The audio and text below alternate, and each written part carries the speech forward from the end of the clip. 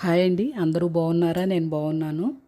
ఈరోజు పాప విమోచన ఏకాదశి. మనకున్న 24 ఏకాదశులలో ఈ పాల్గొన మాసములో వచ్చే కృష్ణపక్ష ఏకాదశికి పాప విమోచన ఏకాదశి అని అంటారు. మనకు ఈ పాల్గొన మాసంతో ఈ సంవత్సరం పూర్తి అయ్యి కొత్త తెలుగు సంవత్సరాది ప్రారంభమవుతుంది రేపు మంగళవారం నుండి.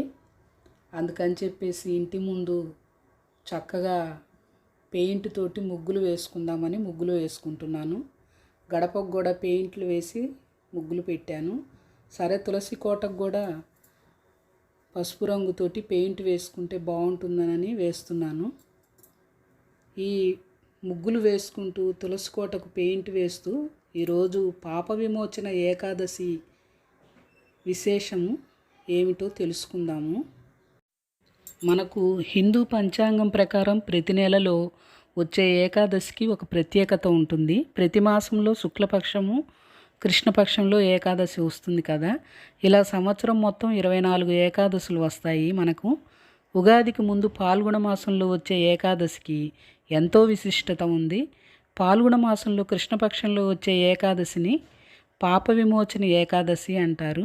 దీనినే పాపనాశని ఏకాదశిని కూడా అంటారు.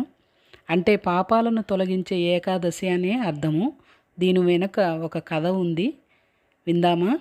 పూర్వం మేధావి అనే మహర్షి తపస్సు చేసుకుంటుంటే ఇంద్రుడి ఆదేశానుసారము మంజుఘోష అనే అప్సరస తన నాట్యంతో ఆయనకు విఘ్నం కలిగించిందిట. ఆమె నాట్యానికి చెలించిన మేధావి తన తపస్సుకు విఘ్నం కలిగించిందన్న ఆగ్రహంతో ఆ మంజుఘోషకి రాక్షస రూపం కలగాలని శపించారట. ఆమె రాక్షసి అయిపోయింది. తిరిగి ఆయన తపస్సులో లీనమయ్యాడు. ఆమె ఆయన కోసము ఎదురు చూస్తూ కూర్చున్నదట. ఆయన తపస్సు పూర్తయ్యాక ఆమె ప్రార్థిస్తే మేధావి అనుగ్రహించి పాల్గొన మాసం కృష్ణపక్షంలో వచ్చే ఏకాదశి తిథి నాడు ఉపవాసం చేసి శ్రీమన్నారాయణమూర్తిని అర్చిస్తే రాక్షస రూపం పోయి నీకు అప్సరస రూపం పొందుతావు అని శాప విమోచన మార్గాన్ని చెప్పారట. ఆ మేధావి సూచన మేరకు మంజుఘోష ఏకాదశి వ్రతం ఆచరించి తన పూర్వ స్వరూపాన్ని పొందింది. చేసిన పాపాలను తొలగించినందున ఈ ఏకాదశిని పాప విమోచని ఏకాదశి అని అంటారు.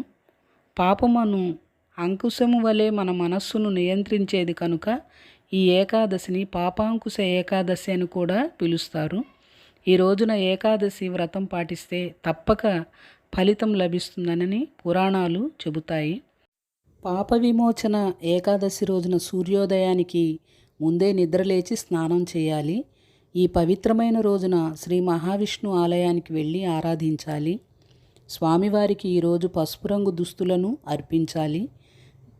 దీని తర్వాత 11 పసుపు రంగు పువ్వులు, 11 రకాల తీపి పదార్థాలను స్వామికి అర్పించాలి.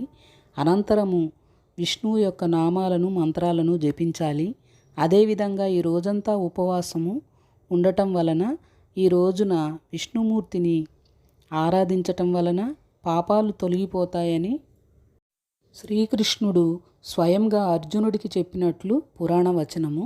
అంతేకాకుండా ఈ వ్రతం ఆచరించిన వారికి మోక్షం కూడా లభిస్తుందనని శ్రీకృష్ణ పరమాత్మ అర్జునుడికి చెప్పినట్లు పురాణ వచనము. విన్నారుగా ఈరోజు పాప విమోచన ఏకాదశి విశిష్టత. నా ముగ్గులు కూడా ఎలా ఉన్నాయో చూడండి.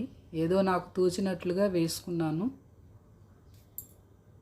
ఎంతైనా ఇంటి ముందు చక్కగా ముగ్గులు వేసుకొని పెయింటే కానీ లేదా ముగ్గు పిండితో కానీ ఇంటి ముందు ముగ్గు వేసుకొని ఆ ముగ్గులో పసుపు కుంకుమ అలంకరించుకుంటే లక్ష్మీదేవికి ఎంతో ప్రీతిగా ఉండి ఆ లక్ష్మీదేవి మన ఇంటికి వచ్చినట్లుగా ఉంటుంది. ఇలా ఇంటి ముందు ముగ్గు వేసుకొని చక్కగా గడపలకు రంగులు వేసుకొని ముగ్గులు వేసుకొని తులసి కుండీకి కూడా ఇలా పెయింట్ తోటి పచ్చటి రంగుతోటి పెయింట్ వేసుకొని ముగ్గు వేసుకుంటే ఎంతో అందంగా ఉంది. చైత్రమాసానికి స్వాగతం చెబుతున్నట్లుగా ఉంది కదా. చైత్రమాసానికి స్వాగతం చెబుతూ అందరికీ పాప విమోచన ఏకాదశి శుభాశిస్సులు.